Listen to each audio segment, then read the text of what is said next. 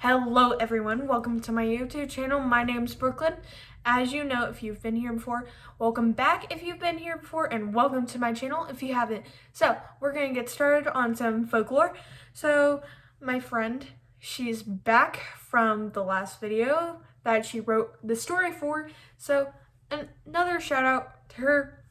She's back and she's gonna help me with this video, and she's gonna talk a little bit more. But first, we're gonna get into it. But again,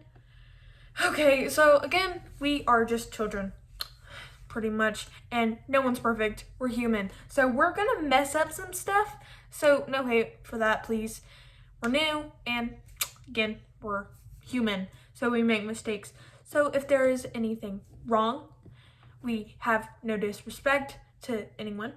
Just, if it's wrong, then put a comment down below telling us, and we will try and get into it a little more if you need us to, or if you want us to. And again, I will try and get to people's comments if I can, but that's pretty much a thing for me. I can't always look at comments, and yes, I have been posting a lot this week. This is because I'm still in school, as are my friend that is in this video. We're both still in school, so it's going to be hard for us to kind of do videos throughout the week, especially with a restricted time to where we have to film. But another disclaimer, if we get anything wrong, no hate, please. Just drop down in the comments if you want to. If we pronounce anything wrong, I am sorry.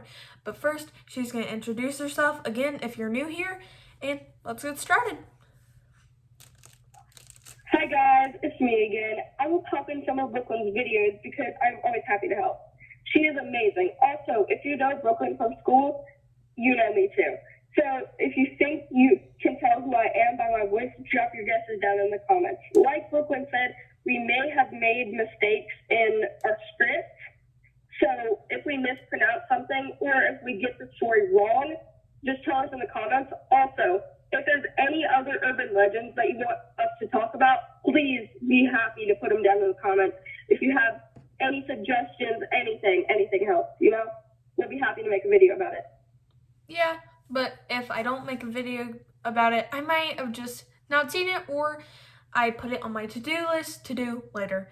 Again, we have limited time for these videos as the school year goes on, but when summer comes, we're gonna have a little bit more of a ability to do these videos. So I might do a lot of videos in a break that I have from school. I may do a lot, just stack them up so y'all have stuff to watch. But again, if you want any new videos, then and if you have an idea for a video, drop it down below. I will look at it, and I may not get to it, but I may put it in my book to do later.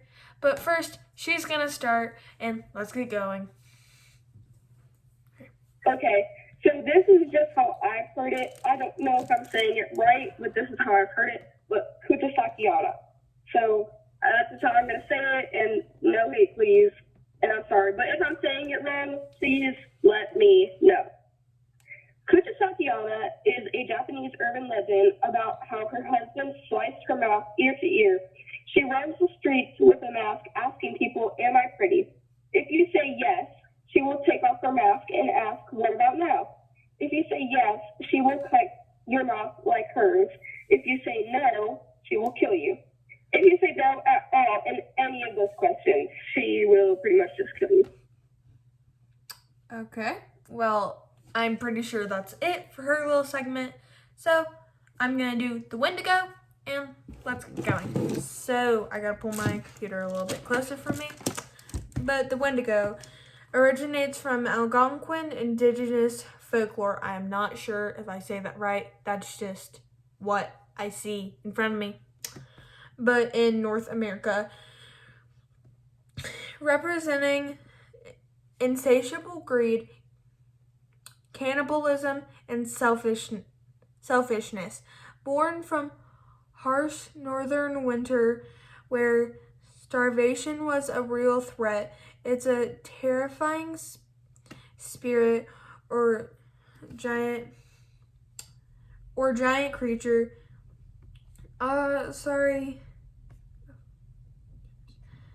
And monstrous, embodying the moral lesson of sharing and community, warning against gluttony, isolation, and losing humanity with transformation after occurring through cannibalism or a pact with evil spirit. So what I've heard from books I've read or stuff like that is that people could turn into it.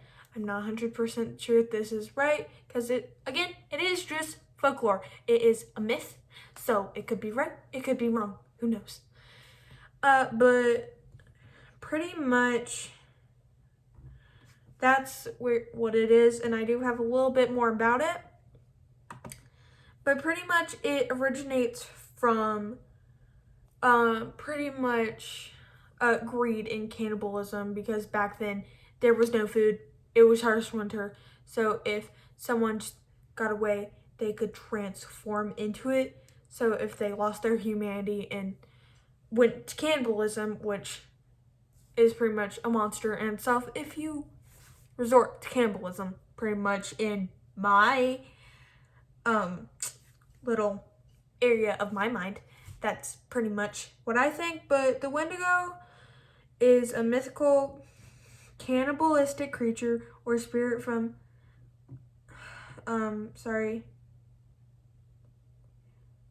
Algonquian. I'm not sure if I'm saying that right. Speaking Native American folklore, particularly from the Great Lakes region, symbolizing greed, excess, I think it says, and winter famine. It often appears at a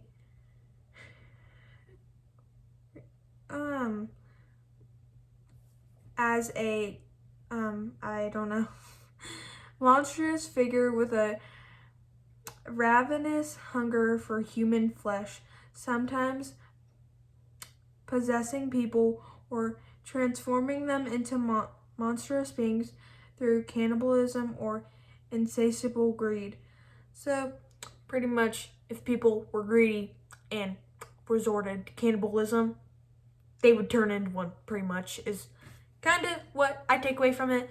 But my friend is gonna do one about Bloody Mary, and then we're gonna get on to my next one, which is the Jersey Devil. So let's go. Okay, hi again. So I'm gonna be doing the Bloody Mary one. Bloody Mary was a woman named Mary Worth. She was a New England healer. She was burned, accused as a witch after children went missing. Ever since, she has been a vengeful spirit. And as most people know, if you go into like a bathroom or like someplace with a mirror and you turn off the light and you say Bloody Mary 3 times, as the myth says, she will appear behind you in the mirror. And let's go to the Jersey Devil one. Question. If you can answer that later in the video after I get this done. Do you know why she appears in mirrors? Like why she was a healer? Yeah. No, like why would she appear in mirrors? I don't know, but while you're saying Jersey Devil, I will search it up and then we can tell the people. Okay, thanks. Okay, so Jersey Devil, let's get started. Okay, so the Jersey Devil originates from an 18th century New Jersey legend about Mother Leeds, a woman in the Pine Barrens who overwhelmed by having her 13th child cursed it, crying, let this one be the devil. Wow. Okay. The child was born a monstrous creature with wings, hooves, and a forked tongue, which, little fact here, the devil, in some areas, is portrayed as a goat's head, which the Jersey Devil had a goat's head and a forked tongue. So, yeah, that's a little piece of information tossed in there for me. But we're attacked, and it attacked its family and flew into the surrounding pine barrens, becoming a local cryptid blamed by livestock killing and strange sounds of for centuries. So yeah, it pretty much killed off livestock for centuries of what it says, and it originated from New Jersey. So of what I've heard, originated from New Jersey, and I don't know about the 13 thing. I think there's a little thing about 13 being an unholy number. I think that's what I've heard. I'll search it up when Graceland tells me and you guys what I asked. But a little bit more about the Jersey Devil is the Jersey Devil is a legend created or a legendary creature or cryptid said to inhabit the pine barrens of southern New Jersey, often described as a winged kangaroo. Oh, it's a kangaroo.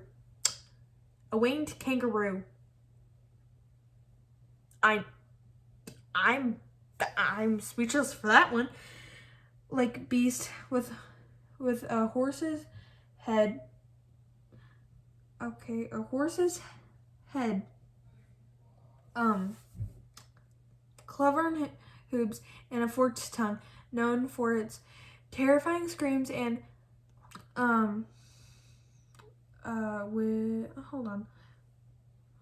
association with misfortune like livestock deaths. As I said before, I've heard that the Jersey Devil is legend to killing livestock off. So, yeah. Grayson, do you have that stuff about Bloody Mary? Yes, I do. Okay. So this may or may not be true, but this is just, I kind of just Googled it. I'm just a kid. I'm not supposed to know everything, you know? So the urban legend of Bloody Mary that appears in the mirror, the reason it appears in the mirror is because the ritual exploits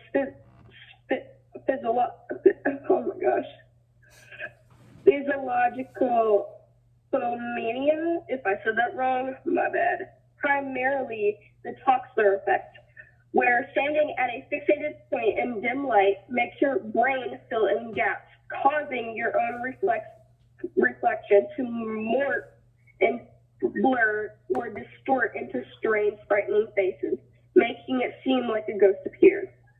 Mirrors also historically are used to show, to see the future, linking them to supernatural encounters, and dim candlelight bathroom setting creates an ideal environment for hallucination and fear to manifest. Wow. Okay. So, yeah. Yep. Interesting. So I have the thing about 13. Yeah, so the main reason of it is the toxic effect. Okay, so I'm eating a brownie right now. I'm hungry. But thanks for that. And again, some of this stuff may not be true. And I got the 13 stuff pulled up. So 13 is tied to, so this is what it says. And I Googled it to be real quick. So this may not be true. Who knows? Okay, so the meaning of 13 varies greatly. So it's in different areas, especially like biblically and stuff like that. But it pretty much means bad luck, rebellion, stuff like that, and just overall bad things. So just rebellion, betrayal. Some says betrayal and misfortune. So unlucky. But that's what it says for 13. So yeah, those are little tidbits of information. And if you want to know a little bit more information, just ask and we may do a short little video about it. But that's all we have for today. And again, like, subscribe, and comment. Especially comment if we said anything wrong. Again, I am an upcoming YouTuber, so I'm not going to get everything right. And I would love to have some constructive criticism on the journey that I'm going through and that I want you guys to come along on. So please, again, like, subscribe, and comment. And I will see you on my next video. Bye, and have a Happy New Year! Bye.